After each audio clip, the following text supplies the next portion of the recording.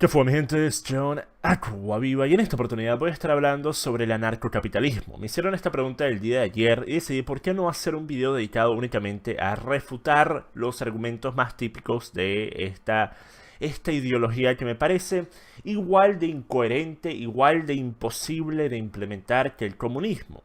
La diferencia, se podría decir, es que el comunismo ha tenido por lo menos sus momentos en los que ha intentado hacerlo a una escala masiva, mientras que el anarcocapitalismo ha tenido principalmente experimentos que ocurren típicamente en países tercermundistas, obviamente en momentos como la Revolución Francesa. Pero en el momento en el que nosotros nos damos cuenta de que los anarcocapitalistas no son más que unos ideólogos que creen que lo que es la utopía del mundo ficticio que ellos tienen pudiera ser una realidad, en ese momento nosotros nos damos cuenta que discutir con esta clase de personas, como lamentablemente he hecho yo varias veces en YouTube, en debates que he tenido con anarcocapitalistas, es algo totalmente vacuo de cualquier tipo de sentido, de cualquier tipo de valor, porque no son personas que van a aceptar ningún tipo de argumento objetivo, ningún tipo de basamento histórico, ya que simplemente están forjando sus ideas por medio de lo que ellos creen que sería posible. Ahora, a mí me gustaría creer que pudiéramos vivir en un mundo en el que nadie cometa crímenes y nadie lastime a nadie. A mí me gustaría creer que eso es posible. Pero eso no significa que yo voy a promover el que ya no exista la policía, el que ya no existan las leyes que penen a instancias criminales. Porque yo entiendo que lo que a mí me gustaría que fuera real, y lo que es real, y lo que ha sido real durante siglos, son dos cosas muy distintas. Ahora, desde este punto de vista, los anarcocapitalistas dicen, por ejemplo, que el problema de la inseguridad galopante que obviamente se presenta al momento en el que tú sacas una estructura que pueda tener monopolio de la fuerza o que por lo menos pueda ejercer mayor fuerza de la que pudieran los grupos criminales, lo que ocurre es que tienes una zona caótica. Y si no, pregúntenle a México. México es una zona que lleva décadas sumida en este conflicto debido principalmente a no tener una policía y no tener un ejército que ha podido llevar a cabo una acción para defender su propio país. Así que han permitido que el territorio nacional de su país sea ocupado por cárteles, por mafias, por criminales, por sicarios, por pandillas. Y es algo que se ha salido de control. Y dentro de esto está también gran parte de lo que lleva a que los anarcocapitalistas no puedan terminar de entender que una policía privada, por ejemplo, no funcionaría. Y es el hecho de que una policía privada únicamente velaría por los intereses de quien más le pague, por sus intereses económicos. Porque eso es lo que hace el sector privado. Eso es lo que hace el capitalismo. Es velar por su interés económico, por lo que mejor le pueda resultar para sus intereses económicos, para los dividendos de las personas que tienen acciones en la compañía. Esa es la realidad. Ahora, el capitalismo no es perfecto, pero es de lejos el mejor modelo económico que existe, claro. Pero tratar de decir que el capitalismo es este modelo absolutamente perfecto, que nunca se puede manipular, que nunca se puede pervertir, que si se le deja a sus propias expensas sin ningún tipo de envolvimiento del Estado, sin ningún tipo de regulaciones, restricciones, que va a hacer que todo el mundo esté próspero, o que por lo menos exista más prosperidad de lo que existe bajo un mercado moderadamente regulado, me parece simplemente falso, y creo que la historia sí lo demuestra. Porque miren, si nosotros leemos Riqueza de las Naciones de Adam Smith, él tenía muy claro que las únicas instancias en las que una élite económica, la élite capitalista, permite que no existan subsidios del Estado, es en instancias en las que el país está en una situación que permite que por medio de esta falta de subsidios del Estado, por medio de esta falta de envolvimiento del Estado, la élite económica pueda hacer aún más dinero de lo que pudieran de otra forma. El caso está, por ejemplo, gran parte del tercer mundo. Un caso que ustedes conocerán si son venezolanos es efectivamente Venezuela. Efectivamente Venezuela. Por eso es que personas como Lorenzo Mendoza durante años estuvieron calladitos, hasta el momento en el que empezaron a implementarse restricciones a su modelo de negocio. Y la razón por la que estaban callados durante tanto tiempo es porque se estaba creando un monopolio en Venezuela. Un monopolio que ellos nunca hubieran habido poder tener de la forma en la que lo tuvieron y de la forma en la que lo siguen teniendo y de la forma en la que probablemente durante un buen rato más van a seguir teniendo. Un monopolio absoluto de los productos que ellos venden. Y eso se debe obviamente a la escasez, en gran parte producida por medidas económicas implementadas por el oficialismo. Pero una vez más, eso demuestra que, si bien habían cosas que eran detrimentales para la producción de Empresas Polar, el hecho de que ellos podían acaparar de esa forma, de una forma totalitaria, al mercado de todo un país, era algo que tenía un resultado netamente positivo, hasta el momento en el que dejó de serlo. Ahora, desde este punto de vista, inclusive Adam Smith, como dije, entendía esto. Entendía que en países desarrollados, en países con economías fuertes, la élite económica no permite que el Estado no ofrezca subsidios de algún tipo. Simplemente no están dispuestos a permitirlo, porque de esa forma, con medio de subsidios del Estado, es que ellos pueden crecer. Por medio de cosas como deducciones a las tasas de impuestos, por medio de cosas como poder obtener préstamos enormes para iniciar sus negocios, o préstamos tipo bailout cuando el negocio está fracasando, cuando el negocio en un mercado verdaderamente libre simplemente se permitiría que fracasara, porque deja de ser algo que pueda generar un retorno y se vuelve algo que simplemente no está a la par de lo que pudiera ser la competencia. Así que la élite económica sabe esto perfectamente bien, así que tiene un interés sumido en recibir esos subsidios del Estado. Pero asumiendo que se aceptara desde el punto de vista de la élite económica, permitiendo que el Estado se disuelva y que el mercado sea lo único que dicte el futuro económico de una región y el futuro económico de sus propios intereses, sus propias compañías, sus propias empresas, ¿por qué habemos de creer que no simplemente existirían alianzas entre las empresas más grandes, entre las personas con la mayor cantidad de dinero, para evitar tener que caer presos a presiones del mercado libre, que existirían efectivamente en un modelo de mercado verdaderamente libre? Como por ejemplo, todos nosotros entendemos, si han leído siquiera un artículo de Wikipedia de economía, entendemos cómo funciona el mercado libre. Entendemos que en un mercado libre, en el que no se pueden forjar estos monopolios por medio del Estado, aunque está muy equivocado la idea de pensar que únicamente se pueden crear monopolios por el Estado. Pero el monopolio también se puede crear por medio de la acaparación de las riquezas, la acaparación de la fuerza. De la misma forma que si tú estás en una sociedad y tú eres la persona que inicia bajo este nuevo modelo anarcocapitalista, que de un momento a otro tendría que tener partida, pues los que pudieron, bajo el viejo modelo estatista, bajo el viejo modelo de los subsidios económicos, pudieron acaparar la mayor cantidad de riqueza, tendrán, a partir del primer momento, el monopolio de la fuerza debido a que tienen el suficiente dinero para poder comprar la seguridad necesaria para poder crear su propio ejército privado y para poder de esa forma mantener a todos los demás miembros de esta sociedad bajo control. Ahora, en este modelo del libre mercado nosotros entendemos que si tú ofreces un servicio que es peor de lo que ofrecen tus competidores, pues tú simplemente vas a empezar a decaer en ventas, vas a empezar a decaer y perder clientela en el mercado. Porque lo que va a dictar el rumbo de este producto en particular, sea un teléfono móvil, por ejemplo, es quien tenga la mejor calidad, la mejor atención al cliente y el mejor precio. Principalmente el precio, siendo típicamente el más importante. Pero calidad y precio. Si tú ofreces un producto de una calidad inferior a un precio más alto, pues va a venir otra persona, otra empresa y te va a quitar el mercado. Así de simple. Así que, obviamente, para una compañía capitalista, su interés no está en ofrecer el mejor producto posible al mejor precio posible. Todos nosotros entendemos esto también. Y esto se puede ver evidenciado en casi todas las industrias, en las que los principales jugadores de estas industrias, inclusive en los mercados que tienen la menor cantidad de regulaciones, suelen ser compañías que no están ofreciendo la máxima innovación al mejor precio. Suelen ser compañías que han podido acaparar un sector lo suficientemente grande del mercado como para, por medio de o simplemente comprar a su competencia, o por medio de hacer lobbying político, o por medio de simplemente evitar siquiera la difusión de material que pueda beneficiar a un contendiente, evitan esta competencia. Porque el interés no está, ni ha estado nunca, en competir de verdad, de tú a tú, de calidad a calidad, de precio a precio. Ese nunca ha sido el interés por parte de las empresas más grandes del mundo. El interés siempre ha sido, vamos a maximizar las ganancias y vamos a mantener nuestros márgenes lo más bajo posible.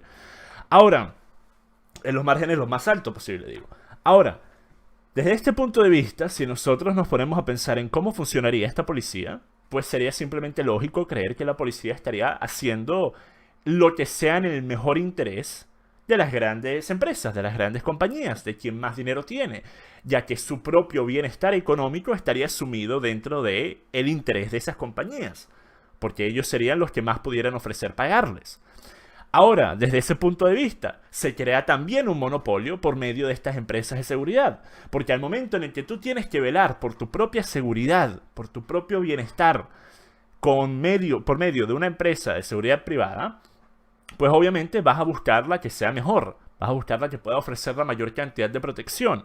Así que si tú le preguntas a la compañía A, la que tiene estos contratos con estas grandes empresas, y lo comparas a la compañía B, que es una compañía nueva, pero que tiene el potencial de ser mejor, ya que quizás pretenda no velar por intereses de grandes empresas y simplemente pretende ser una entidad de seguridad privada que verdaderamente tiene el interés de su clientela ciudadana en mente. Desde ese punto de vista, tú lo más probable es que optarías por el gran grupo de seguridad que ya tiene estos contratos, que ya tiene este reconocimiento y que tiene una infraestructura muchísimo más grande de lo que tiene la empresa que está empezando. Así que, desde ese punto inicial, desde ese punto de partida, la empresa que apenas va empezando tendría simplemente que quedarse con las intenciones de poder aspirar siquiera a llegar hasta el punto o hasta el tamaño en el que está la otra empresa de seguridad. Después tenemos el hecho de que obviamente las leyes siendo algo subjetivo, porque no existirían tal cosa como unas leyes que sean acordadas por todos, bajo el modelo típico anarcocapitalista. Hay quienes dicen que bueno, se haría un voto en cada comunidad. Y una vez que empezamos a meternos en ese territorio, que yo tuve un debate con un anarcocapitalista que me dijo justamente eso, de que no, cada comunidad tendría un voto de cuáles son las leyes. Empezamos a volver a entrar en un sistema jerárquico político. Que sea con una menor cantidad de personas o que sea únicamente comunidad por comunidad no cambia en absoluto el hecho de que se vuelve a crear un sistema jerárquico político. Pero, más allá en el que obviamente habrá mayorías y habrá minorías. Ahora ellos dicen, no habrán minorías, porque si tú estás en contra de alguna de las leyes, tú te vas. Te puedes ir del lugar. Entonces la decisión sería, o tienes que encontrar la comunidad en la que tú estés de acuerdo en todas las leyes que se pretendan implementar en esa comunidad, o pues simplemente te vas y te vuelves un nómada. O después, o si no, te quedas en la comunidad pero te callas y no te quejas. Así que, una vez más, es la tiranía de las élites, el narcocapitalismo, eso es todo. Y es irónico porque creen que justamente van a evitar que exista estas tiranías por parte del Estado. O sea, es como que no me gusta que me oprima la policía del Estado, pero sí me gusta que me oprima la policía del Mac Estado. El Mac Estado. La Mac Policía. Eso sí no tengo ningún problema. Pero lo más curioso con respecto a esta implementación de leyes, que ellos muchas veces afirman que se pudiera hacer con la misma eficacia que se hace hoy en día e inclusive más aún. ¿Cómo se pudiera hacer? Porque lo que sería un crimen para un grupo de personas no necesariamente tiene que ser un crimen para otro grupo de personas. Así que a partir de ese momento entrarías en una batalla en la que tú estás pagando por tu abogado, en instancias pagarías por el juez y después tendrías a tu juez que dicte la orden para ti y después esa orden tendría que ir al juez del otro grupo. O sea, es una locura, es una locura. Cuando no hay un modelo central, un poder central, se vuelve un caos cualquier sociedad.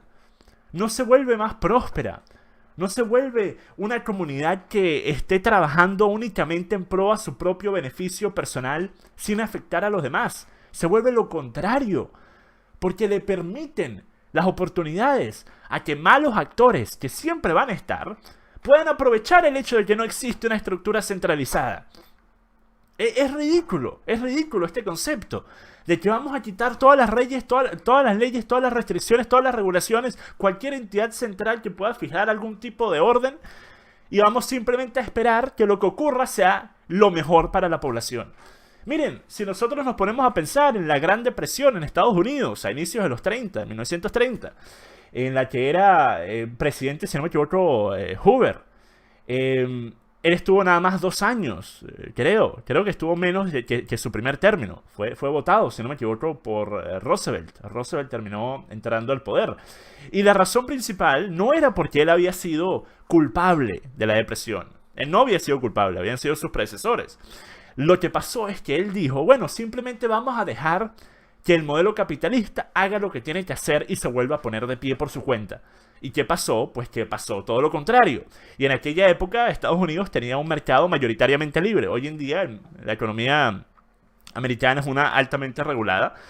Mucha gente cree que Estados Unidos todavía sigue siendo la cuna de la economía libre. Eso es falso. Hay una enorme cantidad de regulaciones y restricciones. Hay países europeos que tienen menos restricciones, como Suiza, por ejemplo.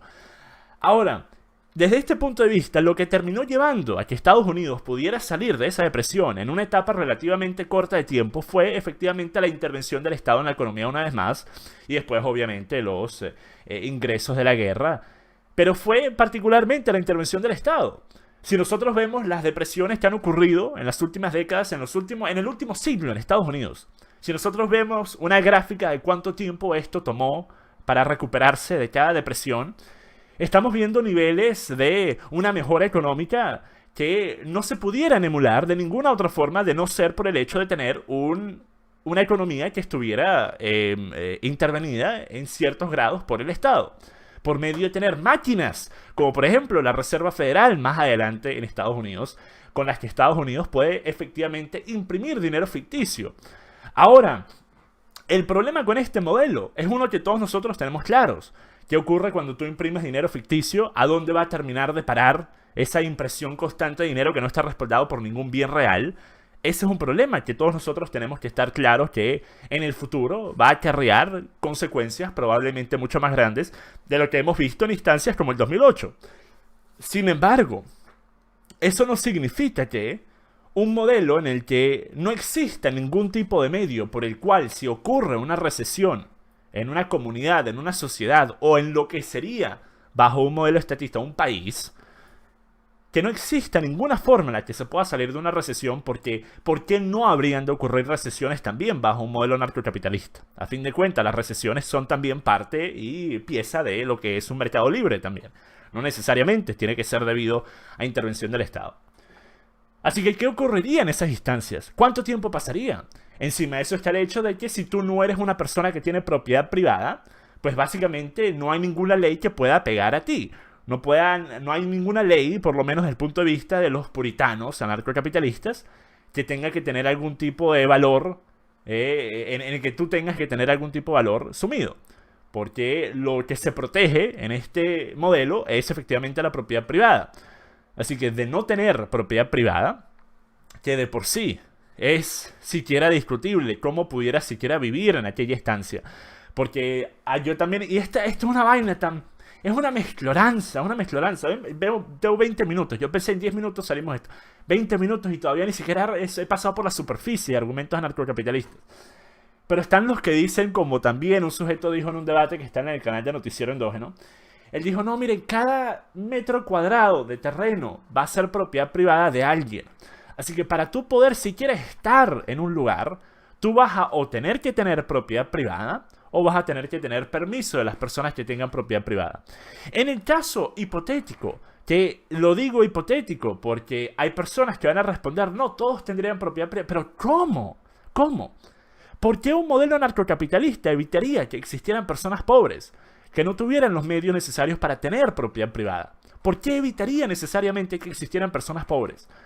Así que asumiendo que sigue siendo el caso que existen personas pobres que no van a tener dinero, no van a tener riquezas para poder comprar propiedad privada, ellos van a estar totalmente a la merced de lo que decida la persona en cuya propiedad esa persona esté o quiera entrar.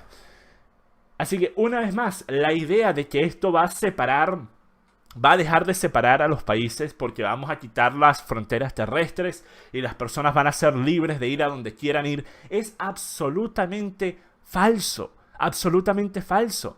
Va a ser todo lo contrario. Va a permitir que cada persona tenga la capacidad de establecer puestos de peaje en su propiedad. ¿Y por qué no habrían de hacerlo? ¿Por qué no habrían de hacerlo?